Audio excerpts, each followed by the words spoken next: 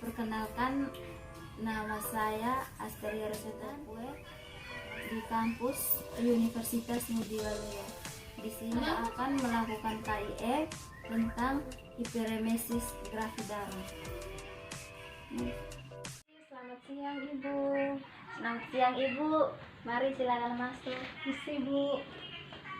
Ibu, perkenalkan, nama saya Widanita. Saya Ati. Ya, silakan duduk Ibu. Terima kasih Ibu Bidan.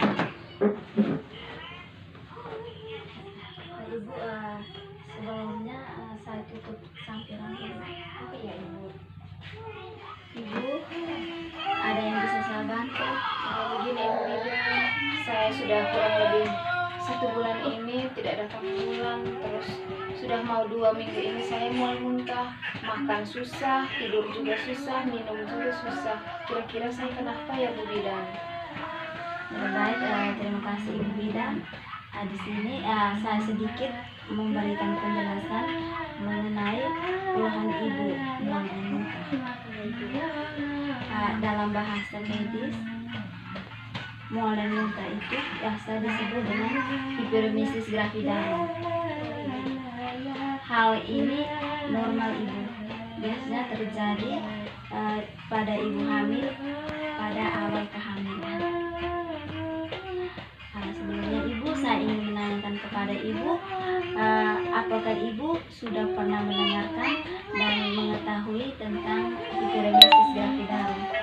Saya sudah pernah mendengarkan Ibu, tapi saya kurang paham hiperemesis gravidarum itu apa. Ibu, saya akan menjelaskan tentang hiperemesis gravidarum itu adalah mual muntah pada ibu hamil yang berat dan sampai mengganggu keadaan ibu, bahkan dapat mengganggu aktivitasnya ibu sehari-hari.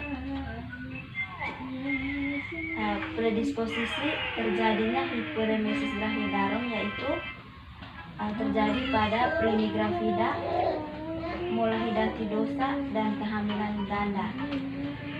Pada molahidatidosa dan kehamilan ganda, faktor hormon memegang peranan di mana hormon korionik gonadotropin dibentuk berlebihan. Kemudian masuknya filik chorialis dalam sirkulasi maternal dan perubahan metabolik akibat hamil serta resistensi yang menurun dari pihak ibu terhadap perubahan tersebut. Alergi sebagai salah satu respon dari jaringan ibu terhadap anak. Faktor psikologis seperti depresi, gangguan psikis, rumah tangga yang retak, kehilangan pekerjaan, takut terhadap kehamilan dan persalinan, takut terhadap tanggung jawab sebagai seorang ibu, dan tidak siap untuk menerima kehamilan, memegang peranan yang cukup penting dalam menimbulkan hiperemesis gravidarum. Saya akan menjelaskan terjadinya muntah. Muntah adalah suatu cara di mana saluran cerna bagian atas membuang isinya. Bila terjadi iritasi, rangsangan atau tegangan yang berlebihan pada usus, muntah merupakan refleksi terintegrasi yang kompleks terdiri atas 3 komponen utama, yaitu detektor muntah, mekanisme integratif dan efektor yang bersifat otonom, somatik. Rangsangan pada saluran cerna dihantarkan melalui saraf vagus dan aferen simpatis menuju pusat muntah. Pusat muntah ini berdekatan dengan pusat pernapasan dan pusat vasomotor. Yang berikutnya, patofisiologi terjadinya hiperemesis gravidarum. Hiperemesis gravidarum dapat menyebabkan cadangan karbohidrat dan lemak habis terpakai untuk keperluan energi karena oksidasi lemak yang tidak sempurna, maka terjadilah ketosis dengan tertimbulnya asam akseton asetik, asam hidroksibutrik, dan aseton dalam darah. Kekurangan cairan yang diminum dan kehilangan cairan akibat muntah akan menyebabkan dehidrasi, sehingga cairan ekstravaskuler dan plasma akan berkurang. Natrium dan klorida darah turun, demikian juga dengan klorida urin.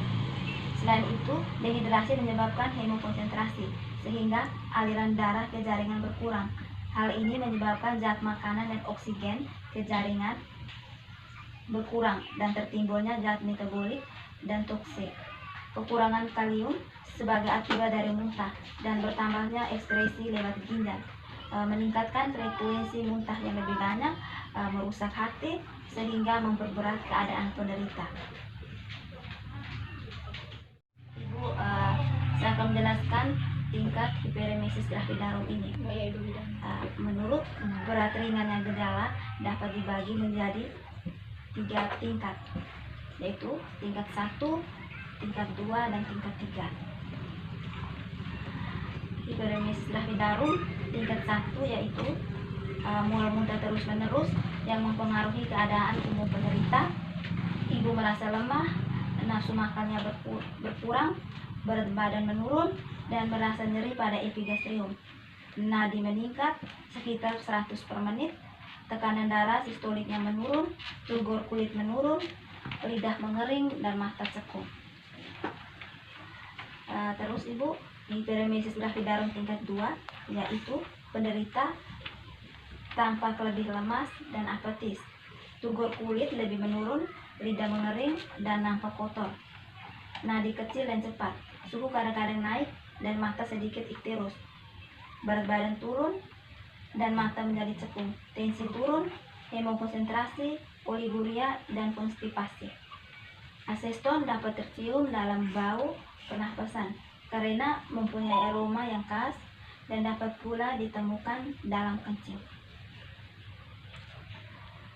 Terus ibu, hiperemesis gravidarum tingkat 3 yaitu keadaan umum yang lebih buruk, mual muntah berhenti, kesadaran menurun, dan somnolen sampai koma, nadi kecil dan cepat, suhu meningkat, dan tensinya menurun.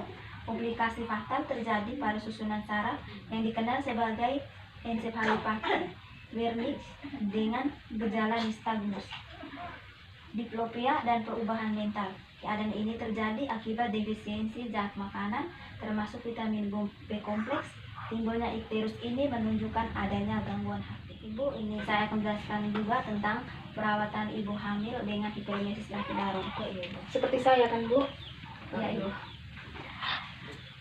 Ibu yang menderita hiperemesis gravidarum tingkat 2 atau 3 harus dirawat di rumah sakit, sedangkan yang tingkat 1 tidak perlu dirawat di rumah sakit. Obat-obatan yang kemungkinan diberikan pada ibu hamil dengan hiperemesis gravidarum ini yaitu obat-obatan yang diantaranya suplemen multivitamin, antihistamin, dopamin antagonis, serotonin antagonis, dan kortikosteroid. Vitamin yang dianjurkan adalah vitamin B1 dan B6 seperti pyridoxine. Pemberian antihistamin bertujuan untuk menghambat secara langsung kerja histamin pada reseptor H1 dan secara tidak langsung mempengaruhi sistem vestibular, menurunkan rangsangan di pusat muntah. Reseptor dopamin di lambung berperan dalam menghambat motilitas lambung. Pemberian serotonin antagonis cukup efektif dalam menurunkan keluhan mual dan muntah. Obat ini bekerja menurunkan rangsangan pusat muntah di medula.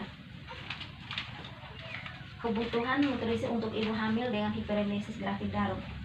Pemberian nutrisi tergantung pada derajat muntah, berat ringannya, definisi nutrisi dapat dan penerimaan penderita terhadap rencana pemberian makanan. Pada prinsipnya, saluran cerna harus digunakan. Apabila perural mengalami hambatan, dapat digunakan dengan NGT. Apabila ibu hamil dapat makan per oral, modifikasi diet yang diberikan adalah makanan dalam porsi kecil, namun sering ibu. Diet tinggi karbohidrat, rendah protein, dan rendah lemak. Hindari suplementasi besi untuk sementara. Hindari makanan yang hematogenik dan berbau sehingga menimbulkan rangsangan muntah. Kebutuhan kalori sehari-hari ditambah dengan 300 per harinya.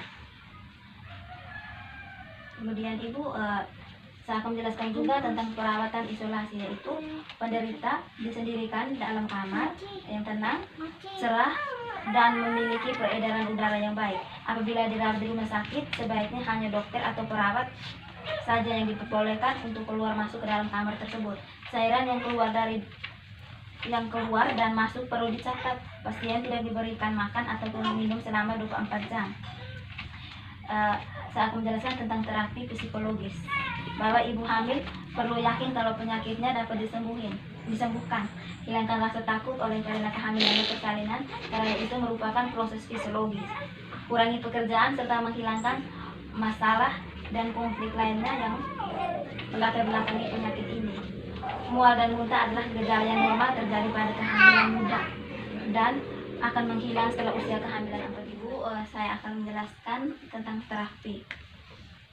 Terapi itu apa Ibu Bidan? Terapi itu pemberian obat. Cairan parenteral, bahwa cairan yang cukup elektrolit, karbohidrat dan protein dengan glukosa 5%, dan cairan garam fisiologisnya sebanyak 2-3 liter sehari. Bila perlu dapat ditambahkan kalium dan vitamin, terutama vitamin B kompleks dan vitamin C. Dapat diberikan pada asam amino secara intravena. Apabila terjadi kekurangan protein yang nantinya akan diperhitungkan berdasarkan jumlah cairan yang diperlukan pada ibu.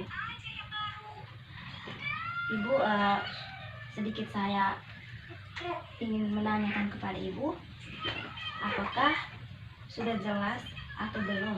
Oh iya Ibu Bidan, saya sudah mengerti. Berarti mual muntah itu normal ya Bu dalam kehamilan.